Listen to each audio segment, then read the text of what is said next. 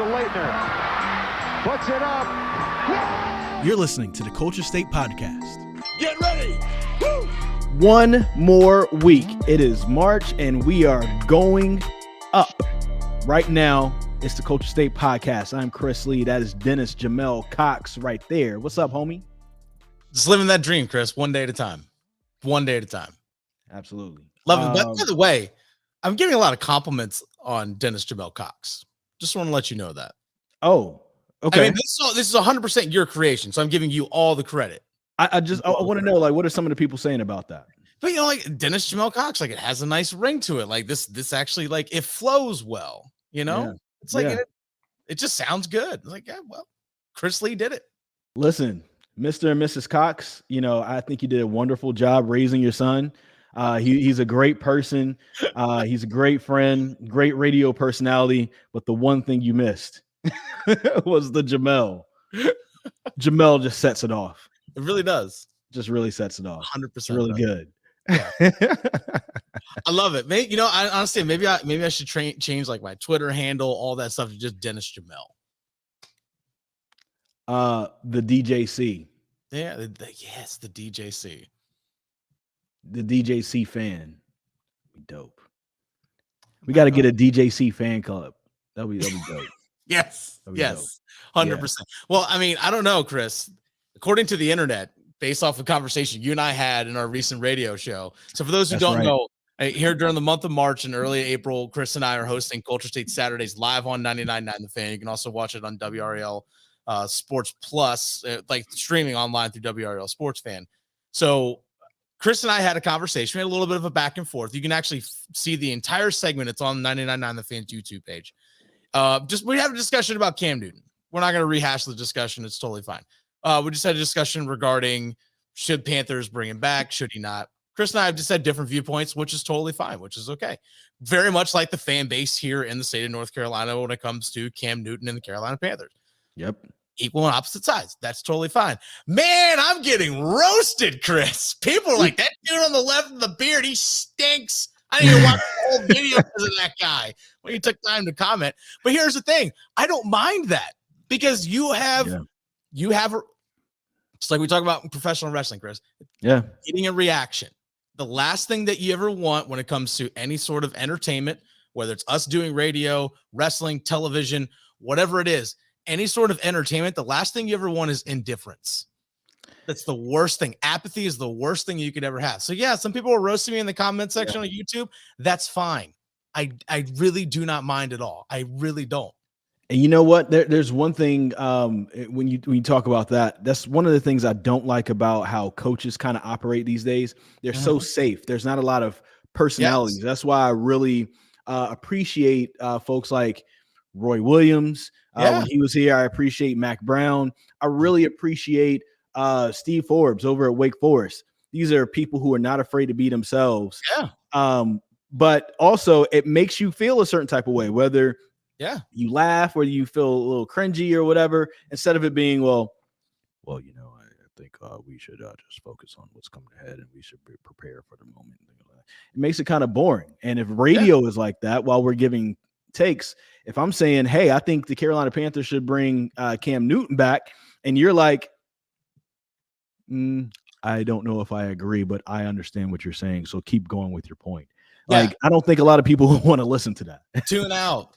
Yeah, because you're like, I think they should bring him back. No, move on. Like, why? You know, and explain why, like, and defend your point. Exactly. It's we had different viewpoints. Okay. I was still right though, but you know, but yeah, it was good radio. It was good radio for the moment. I was definitely right. I mean, the people said it. Well, I mean, the people said it. But guess what? The people that disagree with you, the people that disagree with you still watch, right? People that hate the Dallas Cowboys still watch the Dallas Cowboys. Absolutely. You know why? Because you guess what? People that hate North Carolina or hate Duke or hate NC State, they still watch them. You know? So guess what? People that might have a differing opinion, like First Take. People always bring up First Take with ESPN and Stephen A. Smith and whomever's on with them. They're like, oh, I can't stand that guy. But they watch them. Their ratings are high, though. That's like one of the most highest rated shows on ESPN. Yeah, but they watch. So somebody's taking out their time from 10 a.m. to noon to watch that show. Exactly. Or they're sharing it on social media. They're watching the clips on ESPN. So yeah, it's fine. And guess what? That's part of what we do. And that's okay. I'll take heat. I don't care. Whatever. I did have Dennis one was willing to be a polarizing figure. What? In the local sports media area. Here's somebody, I don't know if you can call him polarizing, but he's definitely somebody who stands out amongst the crowd and has a large personality. Yeah. His name is Daht, and he was on one of our first episodes. If you go back early 2021, listen to that episode. That episode was more about his radio and his comedy career. This episode is completely different because the last 365 days have been amazing for Daht. Tell him a little bit about it, Dennis. Well, here's the thing. You may not be polarizing, but he's magnetic because he does draw people. That's a good word. That's what I was looking for. Yeah, that's how I'll describe Daht. Daht is the in-arena host over at the Smith Center for UNC men's basketball, and it's not going to surprise me if you start seeing him pop up at other UNC athletic events. Just his energy, his charisma, his ability to work a crowd and to get them involved, it's second to none. And see him work, it's so much fun to watch. Absolutely. So after this quick break, we will hear from our guy, Daht, the sixth man of the North Carolina Tar Heels, right here on the Culture State Podcast. All right, we haven't done a lot of repeats on the Culture State Podcast, but we definitely had to do this repeat because the last time we talked to this guy, it was mostly about his radio career, his comedy career. But the last year has been freaking amazing for my guy, Daht. And there's been almost like a new lifetime. So we have to talk about what has happened over the last year. Plus, there's a lot more, I guess, of more of a cultural impact when it comes down to his fandom and then the other fans of the North Carolina Tar Heels. So welcome back to the Culture State Podcast, my guy, Daht. How you doing, man? What's happening, my guy? You good? Show Smooth. Chris Lee. No, you call him Show Smooth. No, you can call him Show Smooth. That's fine. You call me Show Smooth, and he's Dennis Jamel Cox. No, man. Thanks for having me back, man, on the Culture State, man. It has been an amazing ride this last year as far as it pertains to Carolina basketball and Daht's affiliation. Like, and show, like, you know me. Like, I am happier than a pig in boo-boo. Like, I cannot be more excited with my role as the sixth man of Carolina basketball. You know this. So I think what year? I met you in 2005. It was right after Katrina happened. And just one of the things I found out about you instantly was how much of a annoying, obnoxious North Carolina Tar Heels fan that you are, and how much you really do love that school. And that's going back, back to 2005 when I met you. And so to have the opportunity first starting off with late night with Hubert, and for that to turn into an all year role with the team. First off, how did that happen? Secondly, as you're sitting here right now reflecting on your first year, like, have you shed any tears over this? Like, yo, like, I really did this. This is really cool. Not yet, man.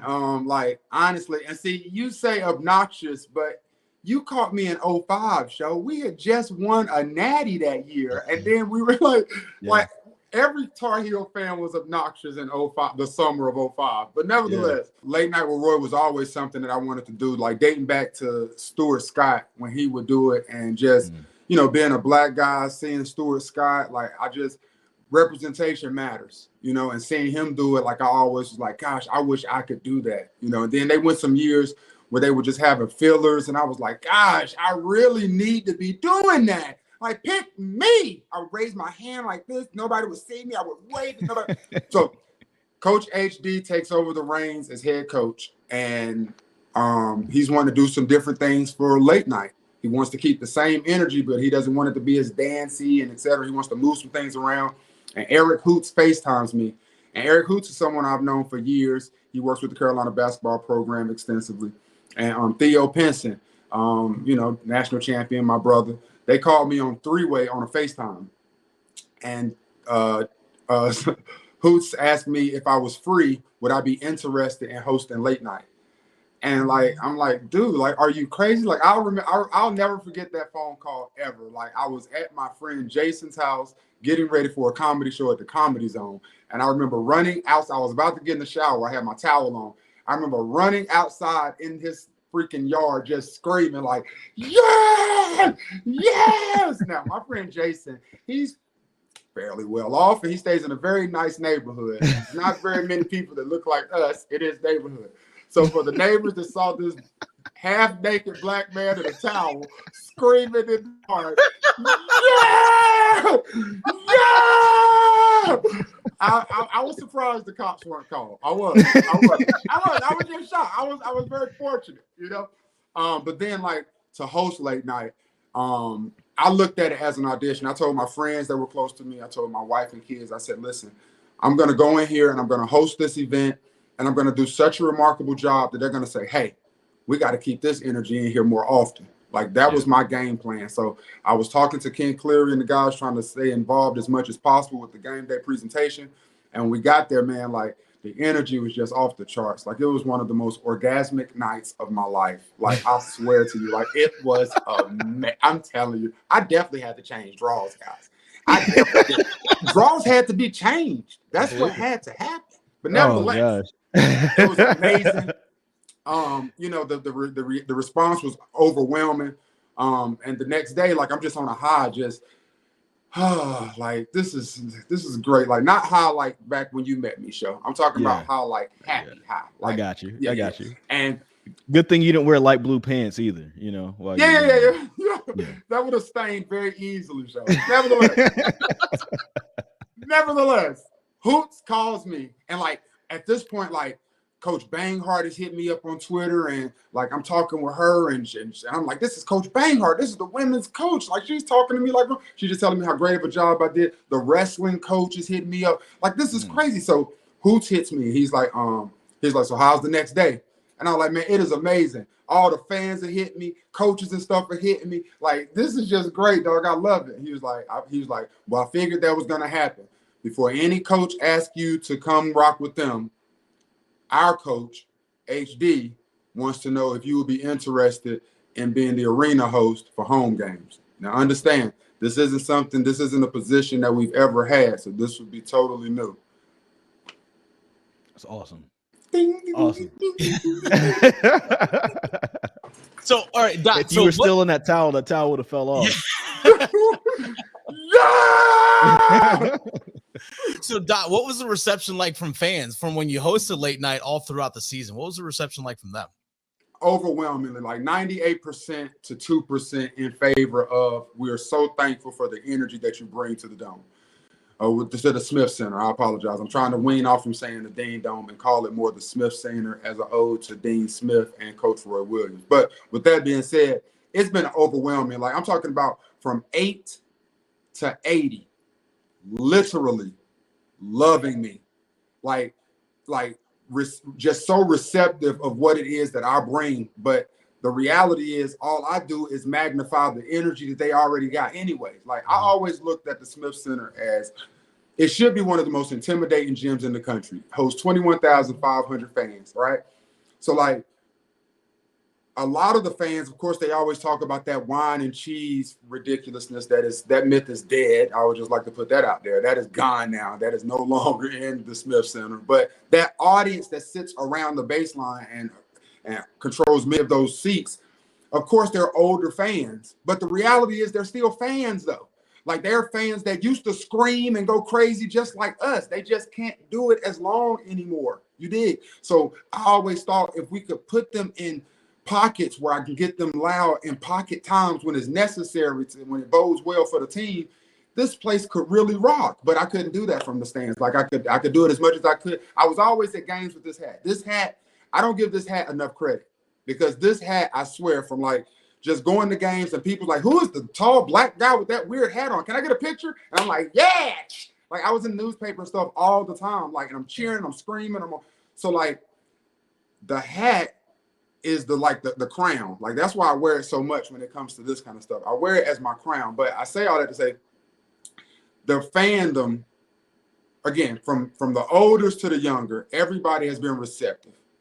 Everybody has been they bought in, as they say. You know what I'm saying? Like, and it's just been dope to be the catalyst of that. It's dope to be on the Dean Dome, on the Smith Center floor and scream tar and 21,000 fans say heels. Like, that's something I've always dreamed of happening. And for them to be like, yo, you locked in for next year? And I'm like, absolutely. And to be able to go to games and Coach HD say in press conferences that I'm part of the team, like, I couldn't have dreamt it any better. You know what I'm saying? Like, I've dreamt it my whole life, and it was nothing like this. You know what I'm saying? Like, I got a jersey with my name on the back. You know what I'm saying? Like, it's unreal, man. Like, and I'm just happy. I'm just super happy.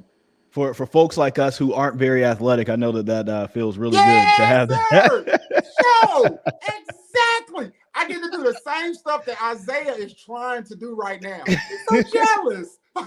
Yeah, I think it's one of the things I think is great about that is just the fact that, you know, I know that you as a man with a wife and kids, you're 15 years old right now. You know what I'm saying? Like, you get a chance to really hang out with the team that you got a chance to grow up and watch. I do want to ask you about this moment though. You got a chance to not only just be in the house for Duke versus North Carolina in Coach K's last year, but just the fact that you're the arena host for it to get the fans riled up. Of course, it's going to be the most popping event at the Smith Center. Of course, that's going to be the most popping event at Cameron Indoor Stadium as well during the season. But I thought it was an interesting moment, and I don't even know if you did this on purpose, but just looking at the arena videos when the F Coach K chants kind of came out and you started the "Let's go Heels, let's go Heels." Was that on purpose to kind of curb that, to try to get that type of energy away from that particular moment at that time? You know, I got a lot of credit for that, and I bathed in it, show. You know, nobody asked me if that was what I doing. Everybody assumed that's what I did, so I just let it ride. But to be honest with you, show, I didn't even hear the F Coach K chant. I didn't even hear him.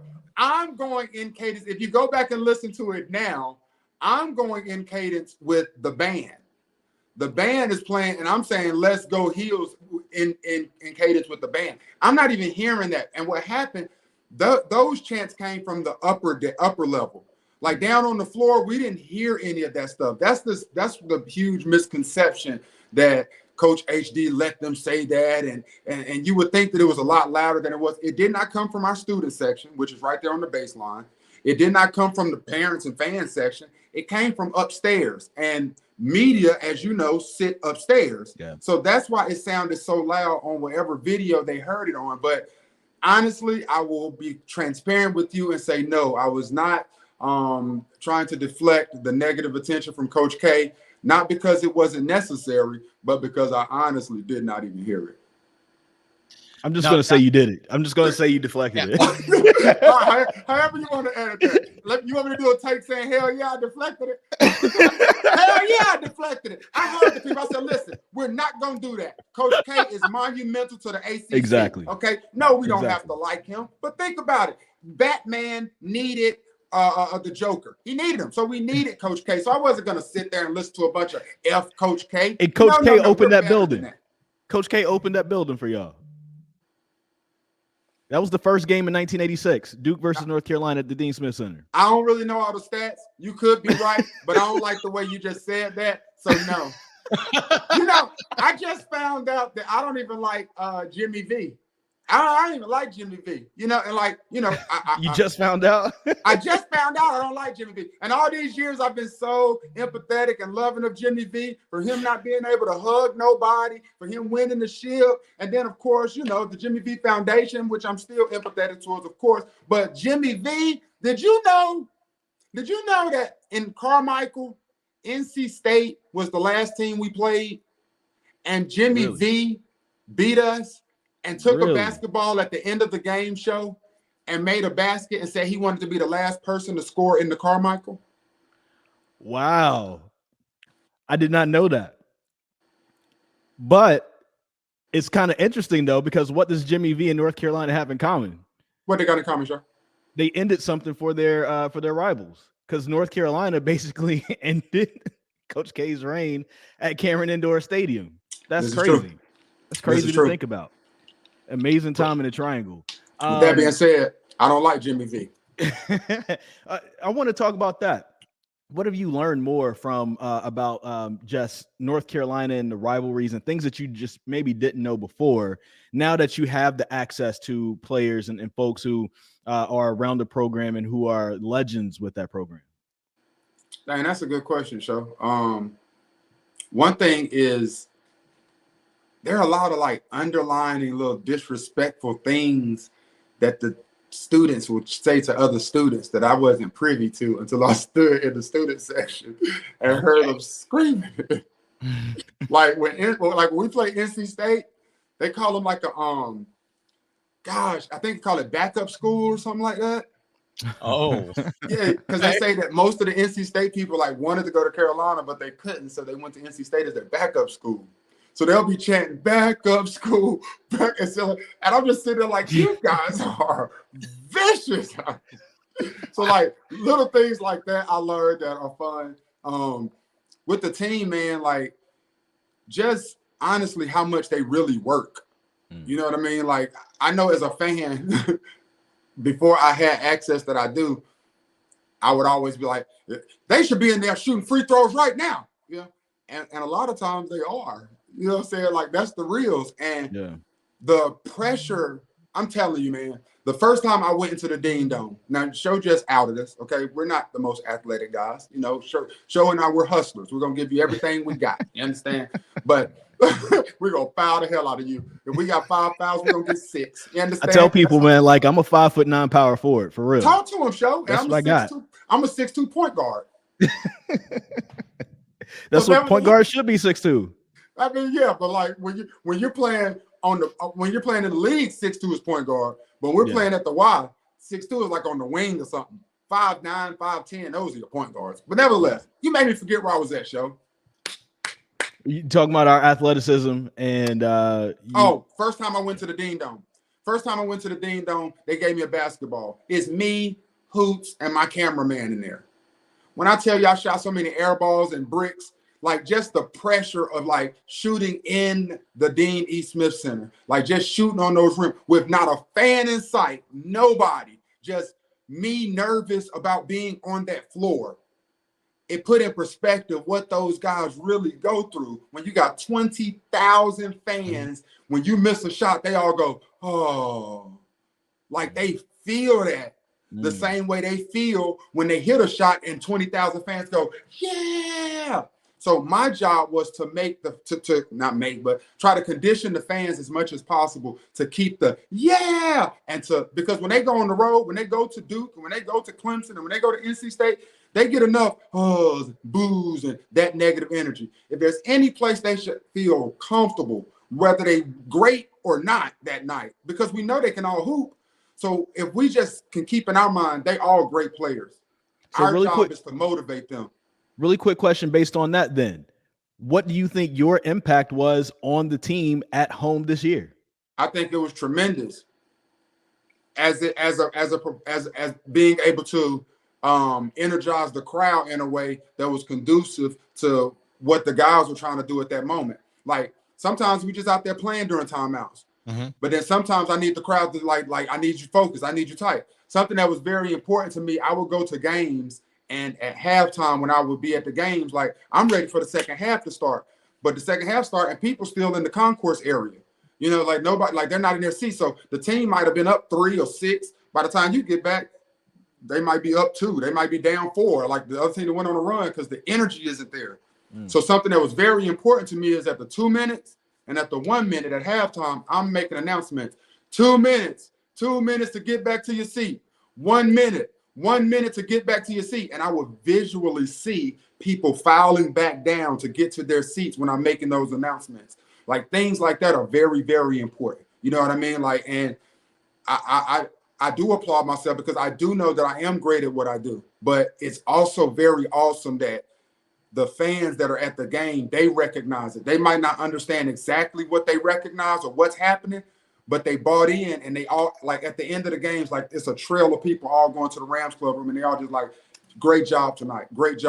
And I'm telling all of them, no, great job from y'all tonight. If I'm just down there on the mic screaming, that does nothing. The fact that they're following along and joining with me, that's what makes it a raucous crowd, dog. Like, and I think that is a huge reason why we went 15-2 at home, and we should have went 16-1. Like, I'll give you the Duke game. Like, that's the split game. You never know what's gonna happen there. But we definitely should not have lost to Pitt. Like, that's a loss that I really wish we could take back. But what's crazy about that loss is all I can hear is Jason Capel screaming to me, they didn't want to fight. They didn't want to fight. We brought a fight to them. We knew if we made it a fight, they ain't want that, Dot. I could see him saying that. And the team has been fighting ever since. And that's why they're in the Sweet 16 right now. And that's why we're so happy.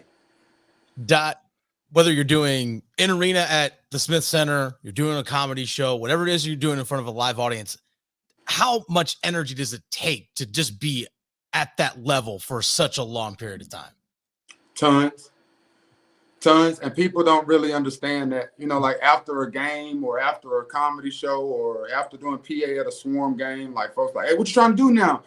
Nothing. I've been screaming for 3 hours. Like, yeah, go to bed. I trying to herd people is more difficult than it may appear. Like, I make it look easy, but I always tell my son, like, if you see someone that's making something look easy on a professional level, just understand you're witnessing somebody do some great stuff. You know what I mean? Like, LeBron James makes dunking look easy. You dig? But go try it, right? Like, so it looks like I'm just out there screaming and having fun in the middle of the floor, but in my mind, I know what I'm doing. I know which side of the arena I want to talk to. I know which age group or demographic I want to get pumped up for this particular timeout, or, you know, all those types of things go into it, you know. So it's a lot of mental, it's cerebral as well as physical, as well as emotional, because you give all of that, and then you lose like Duke. Like, it's tough, you know what I mean? Like a testament to just my greatness, if you will, for a second. The Pittsburgh game, we getting smacked by like 20, 30, like we getting smacked. And I'm over there thinking like, all right, how do you get a crowd to keep going when you're getting smacked by 30? Like, it's kind of difficult to do, you know? So I'm out there trying to, you know, I'm still making it work. And like, to the last 3 minutes of the game, when we got it to like maybe 9 or 10, and then they hit a shot, and we knew we were going to pretty much lose. But that's when people started. No, there was like 30 seconds left. People started fouling out the last 30 seconds of a blowout game. Like, and, you know, higher ups, I won't name names, but higher ups came to me after that game and was like, that was so impressive how you kept people in the stands and engaged down 20 points. Yeah. Like, and it is that type stuff, like the work that goes through. And then not to mention your voice and your all of that. Like, it's a lot. It's exhausting, but it's fun though. For people who want to know more about you and your radio career and comedy and stuff, you can go back and listen to that prior episode that we did last year. So just go back down the archives and you can hear that. But I do want to make a pivot and talk about something else that's been going on in your life. And you have stepped away from 102 Jams, but February was an amazing month because of your I Didn't Know Maybe You Didn't Either series. Did tons of downloads, tons of views for the Black Effect Network. Millions. Yeah, let me make sure I put the respect on it. Million. with the M. Platinum. My man went platinum over here, put some plaques on his wall back there. Yeah. And you know, and it's one of those things where you're able to infuse comedy with information and getting people to learn something new with Black History Month. And so I wanted to ask, one, where is that going? Are there plans for more in the future? And then secondly, along with that, what trajectory do you think this is taking your career now that you do have some more time to put out more content like that? The first question, we got a couple things in place with that. You know, I definitely want to get those to 30-minute shorts. I want to pitch them to some film festivals.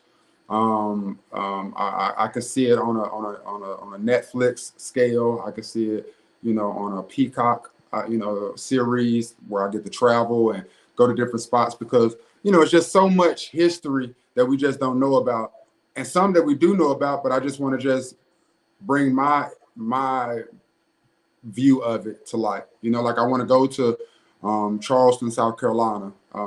They got brick plantations down there, or they had brick plantations, and you can actually see in the bricks the fingerprints of little children who helped form the bricks. Like I would like to show that to the world. In Galveston, Texas, you know, that's where a lot of slaves were dropped off. That was the last spot to even know that we had freedom, and the last to really celebrate Juneteenth type deal, or to kick off Juneteenth. I want to go to Galveston, Texas on Juneteenth. Like that would be amazing. Tulsa, Oklahoma. I gotta go. Detroit, gotta go. You know, like there are just so many different spots, and so the trajectory of the brand, as far as it pertains to I didn't know, maybe you didn't either. I really don't know, man. Like again, this isn't something that I had aspired to do. Like it was really just a yearning for learning of myself, and from that, my I guess transparency and vulnerability allowed me to just share it on my social media like I do so many other things. Like my entire life, from radio to stand up, you know, it's all transparent. So from that perspective, you know, I was just sharing my ignorance, the fact that I didn't know certain things. Like I didn't know, like for George Washington Carver, right? George Washington Carver. We all know George Washington Carver for what? Peanuts, peanut butter. Peanuts, peanut butter. Like, did you know that George Washington Carver was a eunuch? I did not know that. No. He was castrated. If you don't know what a eunuch is a man with no testicles. Yeah, when George Washington Carver was purchased, his masters castrated him because they didn't want him to reproduce with their daughters. I did not know that. So the man responsible for peanuts didn't even have his own. So there's that. Do with that information what you will. You know, but that's I didn't know, maybe you didn't either. You see how I take you on this very serious, and then we come back and have some fun with it, but you never forget. That's I didn't know, maybe you didn't either. And I think there's a platform for that on a national level for sure. Man, I was trying to keep a straight face for our television audience with WRL Sports Plus. But honestly, that's why I try to do a show, because honestly, like the information is heavy, and if I just leave it at that part, like, we go on a totally dark road. You know what I'm saying? Like, and those aren't my intentions. My intentions aren't to unhash such negativity and make to bring up hate or dang it. But these things happen. You know what I'm saying? Like, and I try to deliver them in a way where it's digestible, to say the least. And if we don't know our past, we'll be doomed to repeat it. Exactly. Absolutely. So I mean, we definitely need to know things like that. That's Absolutely. for sure. Absolutely. Now, and as it pertains to the state of North Carolina, when it comes to I didn't know, maybe you didn't either. Is there anything interesting that you've learned here in the state of North Carolina while doing those? Oh, absolutely, man. Like, just first of all, I was at High Point, where Chris is from. Like, I didn't know about John Coltrane, to say the least. I didn't know that Washington Street had so many successful Black people that lived there. I didn't know about the Magnolia House in Greensboro that is right up the street from where I grew up in Cumberland Courts. Like, it's on Goral Street.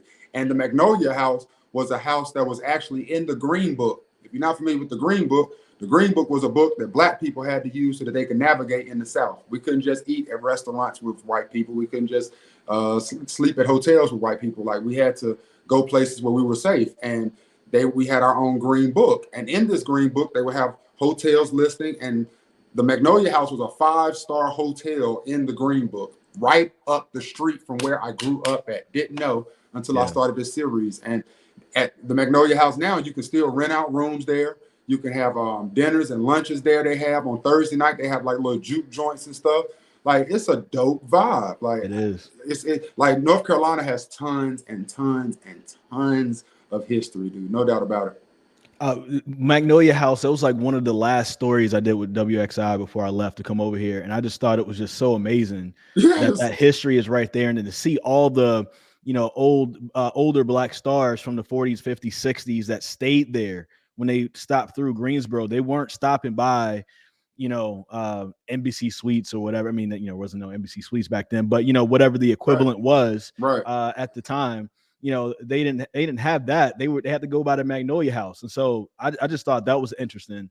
And to that point, Show, that wall you speak of that has Satchel Paige and James Brown and all these notable Black figures on it. When I went to Winston-Salem State University, I skipped a class one time of a professor. His name was Logie Meacham. Me and Slim, my brother Slim, we skipped his class and went to go get high in Slim's dorm room. There was a knock at the door. Logie Meacham comes to the door. we're sitting there, the room is smoked out. Logie Meacham comes in, sits down on the opposite bed, takes his hat off, puts it on his knee. Chastises us a little bit, asks us this how we want to spend our future, blah, blah, blah, et cetera, et cetera. We asked him first, how did he even know who we were? He told us that he told the class that they would tell us, if the class told him where we were, he would let the class leave. So they all snitched on us. So he comes to the classroom, he comes to the daggone room, and but we never skipped his class again. Like, he was the most instrumental teacher and instrumental vice for Dot to be successful that I can remember as far as a man is concerned once I got to college.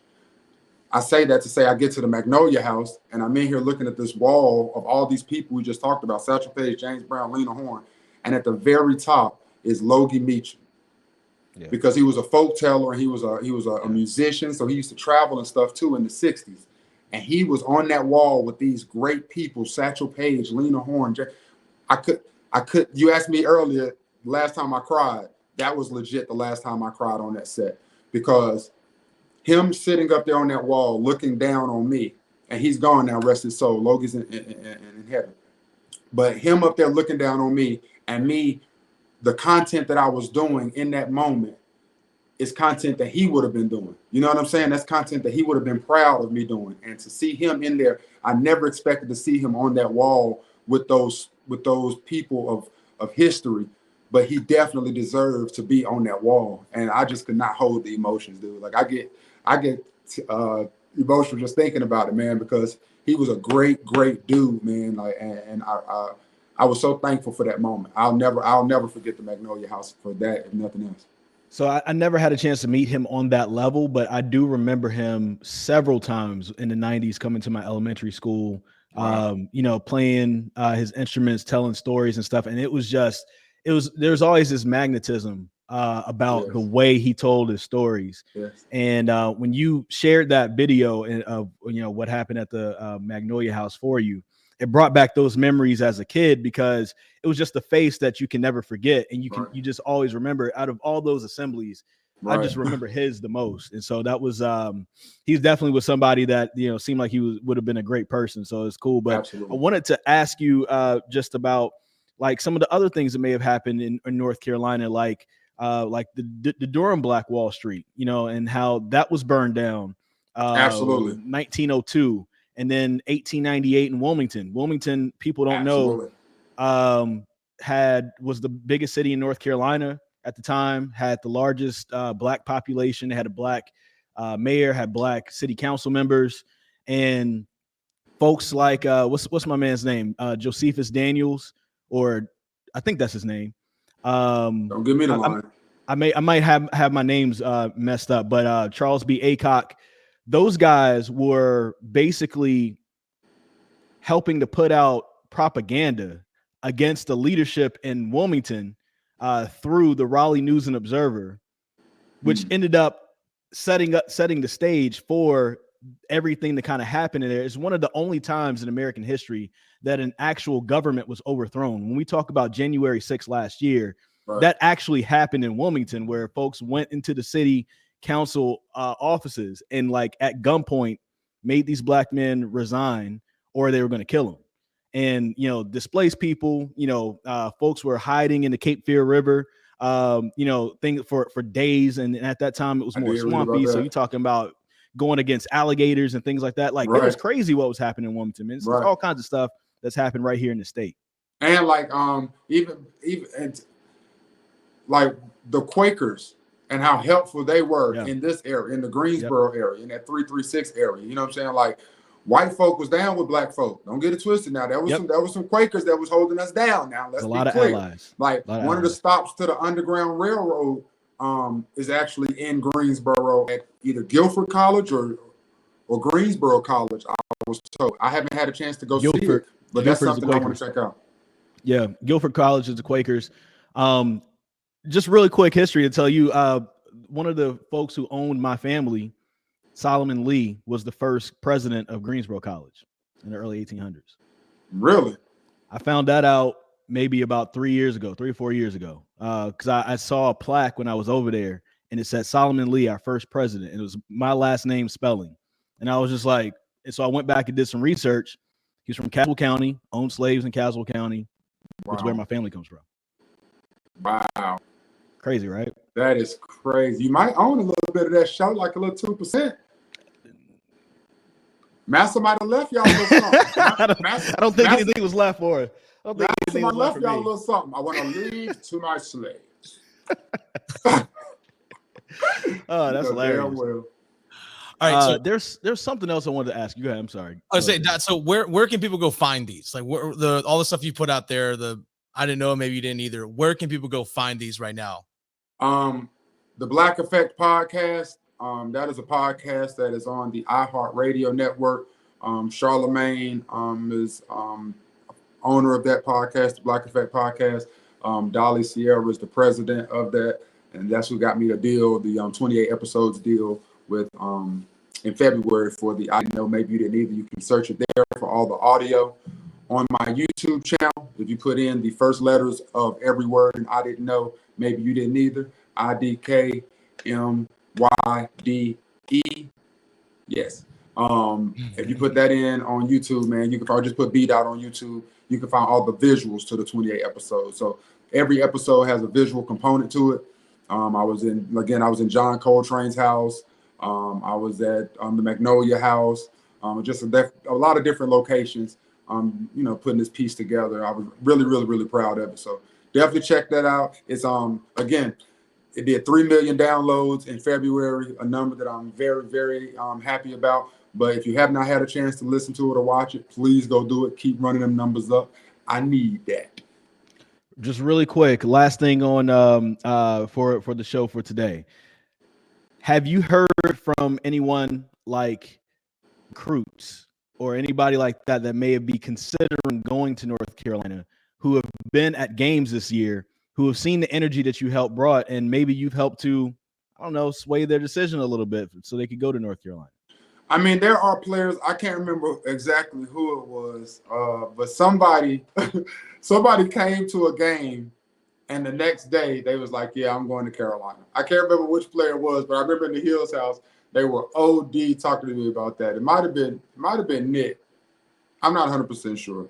But I've seen guys there, like, I don't really know, how much is tampering or how much I can tell. You can't really talk to recruits and stuff like that. But, when Gigi was at the game, Gigi Jackson was at the game, like I saw him with his phone out, very impressed with swag surfing and just the loudness and just the energy that was in there. And just, I saw him and his folks really enjoying that. So, I would like to think that bodes well for us. Seth Trimble, JP Tokuto's little brother, like, that's my little bro. Like, I've known him before he even said he was coming to Carolina. So he and I talk fairly regularly. Like, he's excited to come to Carolina. He can't wait.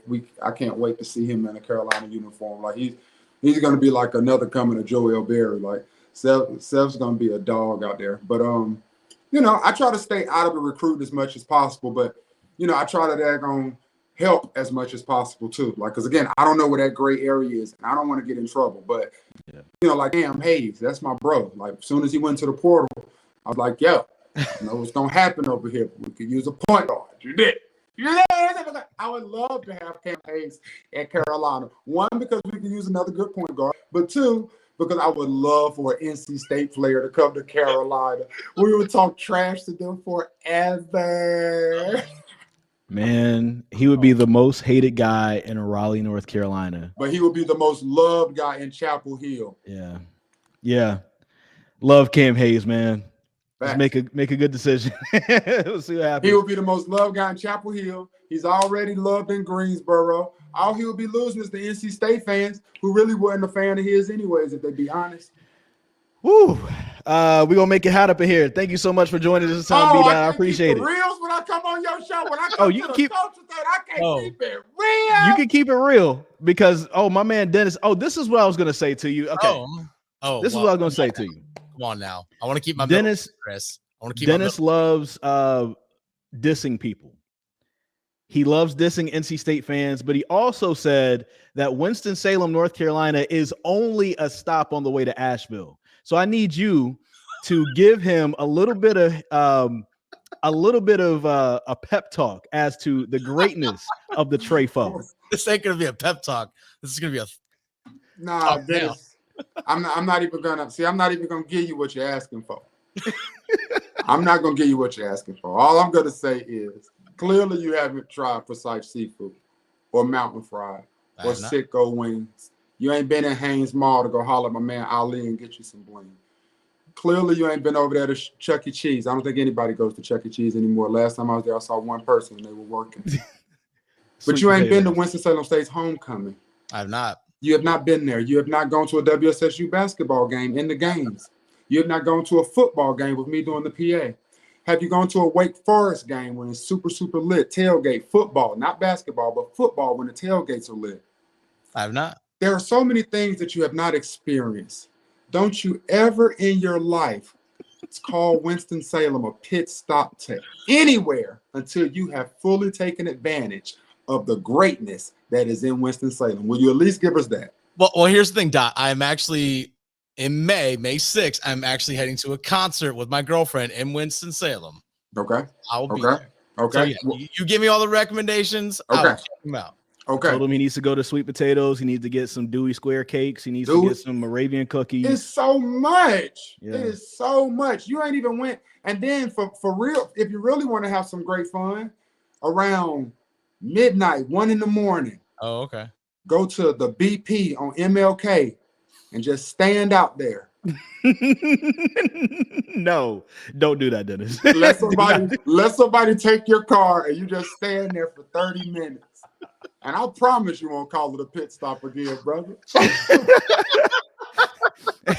Do not go to MLK. BP specifically. Do not go to that BP. On MLK. On MLK. Do not do outside. that. Okay. Don't do that, Dennis. That is the only thing I'll tell you. Don't do that. That's the one thing not to do. Okay, got it. Tell you, man. Don't stand on Liberty Street. Don't stand on Liberty Street outside. Don't Absolutely. Do Absolutely. Matter of Patterson, fact, go to 34 Kisses. That's the strip club. It's from 2 to 6. It's a 2 to 6. Don't go there. If it's a 2 to 6. It's from 2 to 6. It's the strip club in the Traders after the club, my boy. Make sure you go there. Matter of fact, what day you going? I'm gonna pull up. He's going the day after Cinco de Mayo. Yeah. Yo, Cinco de Mayo in the Trefo might be pretty good though, because also like there's a huge Hispanic population in Winston-Salem as well. Oh, for sure. And like seriously, all jokes aside, man, downtown Winston-Salem is the sexiest downtown in North Carolina, second to Charlotte. This is not a myth. Yeah. I'm telling you. Yeah. Downtown Winston-Salem is so freaking beautiful. Yeah. I'm talking about, especially at nighttime. Better. I will say this. Durham could give him a really nice run because downtown Durham is pretty good. But I think the reason why Durham has it is only really because of the baseball stadium and the DPAC. Yeah. But outside of that, I don't think Durham will really hold anything. There's more to actually do in Winston-Salem. Yes, yeah, exactly. That's what I'm about to say. Winston, I'll give you that fair because Winston has your restaurants, your bars, your pubs, like it's got that scene on lock. And it's artsy. You know what I'm saying? Like it's super nice. Downtown Winston. After the concert, definitely go downtown Winston just to drive through if nothing else. And if you're gonna refer to Winston-Salem in such a negative connotation, you got to take Jamel out your name. That don't fit. I know. Jamel would never say that. You're gonna cost me my middle name here, man. Well, I did play Trefo from Ricky Ruckus for him, and we played it on the radio show a little bit. So I think Dennis, you should also bump that when you're downtown. As Absolutely. Well. Did you let him hear Sausage Song? I gotta let him hear Sausage. I think this is a good place to end the podcast. But I could let you hear Sausage at some point. Yeah. And Sausage featuring B-Dot. Can I say one thing before I get out of here? Go for it. I just want to say big shouts to the Carolina men's basketball team, but also, man, big shout to the women's basketball team. Carolina family, if you are watching this, we have 2 teams in the Sweet 16. This is not a coincidence. These 2 teams are on the trajectory super up. Neither team is at full strength. Coach Banghart lost 2 All-Americans before they could even put on their jerseys to play for Carolina. McPherson and Poole, like I'm telling you. Carly coming back next year, hopefully. Eva coming back. This squad is going to be stacked. Please support the Tar Heels women's side as much as we celebrate and support the men's side. That's all I want to say. Telling you, women's basketball in the Triangle is actually better than the men's basketball if you really pay attention to pound for pound. If you really pay attention to it. And I think Kara Lawson, this is really if you honestly look at it, her first year, because she lost her actual first year. Duke, I think, kind of went through some unfortunate things with injuries and things where they kind of lost a little bit down the stretch. But Duke should have been in the NCAA tournament as well. And you would have been talking about 3 women's teams in the NCAA tournament. It's the women's basketball in the Triangle is definitely better than the men's right now. The men got to catch up for sure. Yeah, so, right. B-Dot, thank you so much. We appreciate it, my man. Appreciate you guys, man. Be good. Always a pleasure. We want to thank our guy B-Dot for spending some time with us. Also, I'm glad that he gave you a little bit of an education in what is Trefo, North Carolina, Winston-Salem, North Carolina. Exactly. So hey, hopefully May 6th, you have maybe fun. You didn't either. I didn't know. Maybe you didn't either.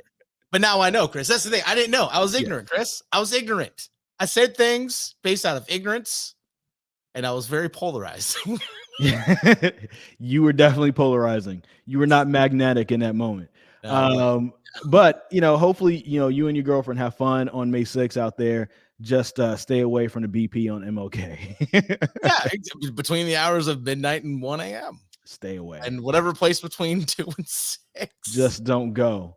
Just don't go. However, if you're in Raleigh, North Carolina, and you're wanting to hang out on any street that you want to on a Tuesday, make sure you do it with a little bit of Papa Murphy's pizza.